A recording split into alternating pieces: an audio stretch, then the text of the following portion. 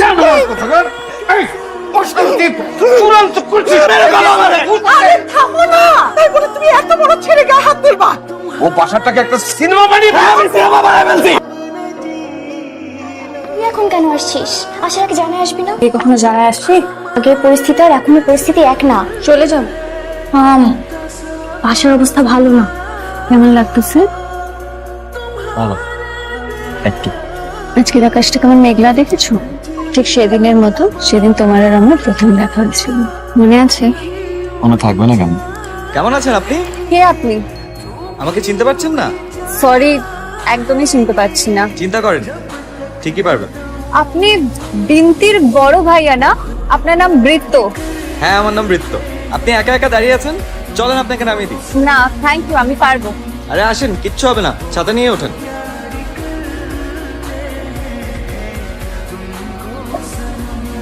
কাকে চাই? বিন্তিকে নাকি আমাকে?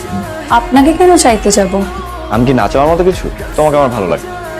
হ্যাঁ? মানে আপনি ঠিক আছেন? মানে এটাই I am sorry. For what? তুমি এখন যেতে পারো। বিন্তি? বিন্তি বাড়িতে নেই, সরি আমি মিথ্যা কথা বলেছিলাম।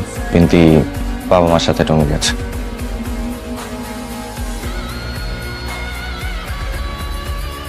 কি অদ্ভুত মোহময় এক জীবন কাটছিল আমাদের। এবার যদি তুমি না বেরোতে পারো তাহলে আমি আর তোমার অপেক্ষা করতে পারবো না বৃত্ত। আমারও তো একটা পরিবার আছে, তাদেরও আমার জন্য চিন্তা হয়। তুমি তোমার বাবাকে বলো না আমার কথা। কি বলবো বাবাকে? বলবো যে আমি একজনকে ভালোবাসি, যে সে একজন অ্যাডিক্ট? প্লিজ তুমি আমার পাশে থেকো। আমার পাশে আমার বাবা মা নেই, কেউ নেই, সারাক্ষণ ওরা আমার সাথে খারাপ ব্যবহার করে।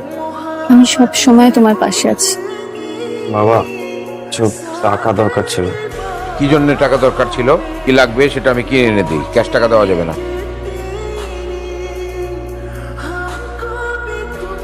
বৃত্ত, তোষকের তলায় 500 টাকা আছে। 500 টাকায় তো তোর নেশা হবে, তাই না? কিছু টাকা বাঁচিয়ে রাখিস, আমার জন্য বিষ আনিস।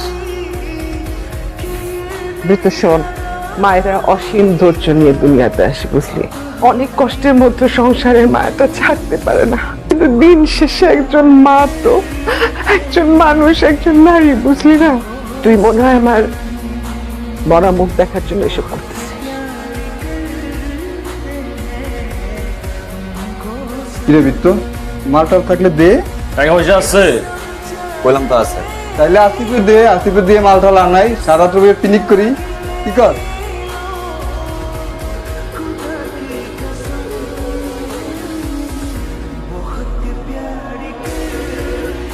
বিশ্বাস করো সিগারেট ছাড়া কিচ্ছু খাইনি। তাহলে এখানে আসছিলে কেন? আমার খুব দম বন্ধ লাগতেছিল, আমার পাগল পাগল লাগতেছিল। তুমি আমার সাথে দেখা করতে পারতা, আমাকে ফোন করতে পারতা। কেউ বুঝতেছে না, তুমিও বুঝতেছো না। ভাবছিলাম তুমি বুঝো, বাট তুমি বুঝতেছো না। তুমি যদি আজ আমাকে চাইতা, আমার ফ্যামিলিকে কনভিন্স করতে চাইতা, তোমার ফ্যামিলিকে তুমি কেয়ার করতে, তাহলে তুমি আজ অন্তত সুস্থ হতে চেষ্টা করতা।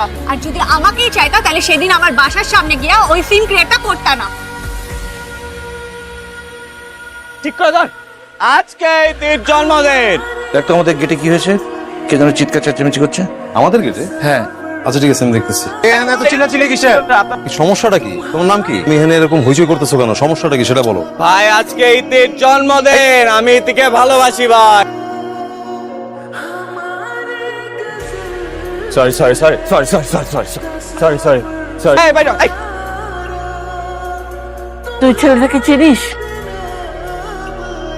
ফাজিল মেয়ে। সেই দিনগুলো কি অস্বস্তিকর ছিল? সরি।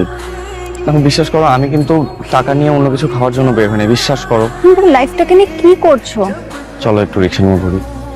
না না, বাবা বকবে, অনেক লেট হয়ে যাবে। না আসো তো, আসো।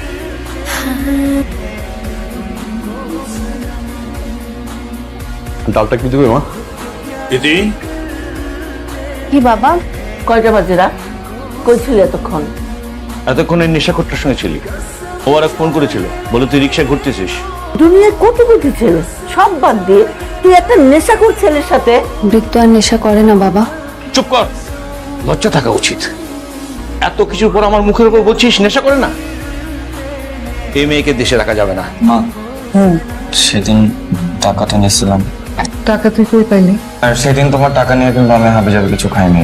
হ্যালো ইতি, কই তুই? ভাই আবার পাগলামি শুরু করছে, বাসা ভাঙচুর করতেছে। কেন? জানি না, মাথায় যখন এসব হাবি জাবি খাওয়ার চিন্তা আসে তখন সম্ভবত এরকম করে। তুমি আমার কথা রাখলাম না।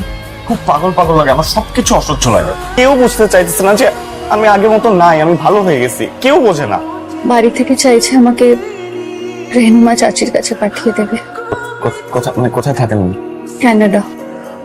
রিয়েল লাইফের প্রেমগুলো কমেডি ফিল্ম কেন হয় না বৃত্ত? তোমাকে ছাড়া আর ভাবতে পারবো না বৃত্ত। ট্রিটমেন্ট দরকার, তুই যা কদিন রিহাবে থেকে আয়, যা। মান সম্মান পাচ্ছিস আমার নেশা করে, যান নিয়ে যান।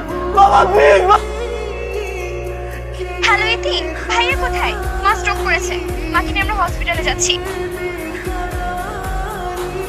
কি হয়েছে?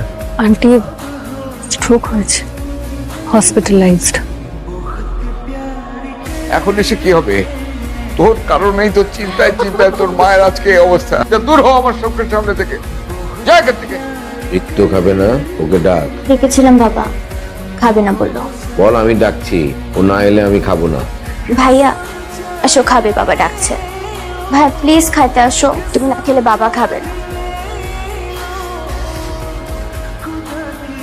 দেখো বৃত্ত, ওকে এখানে ডেকে আনলাম কারণ আমি চাই তোমাদের দুজনের বিদায়টা সুন্দর হোক। কোনো ওয়ে কি নাই? এখন আমি তো চেষ্টা করছি ভাইয়া।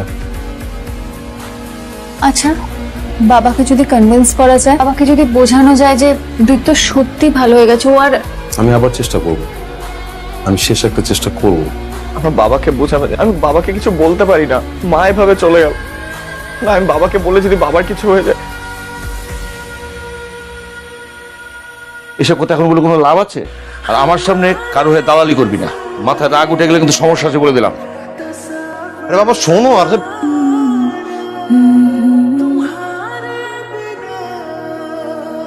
যাওনি? তোমাকে রেখে আমি কই যাবো বল?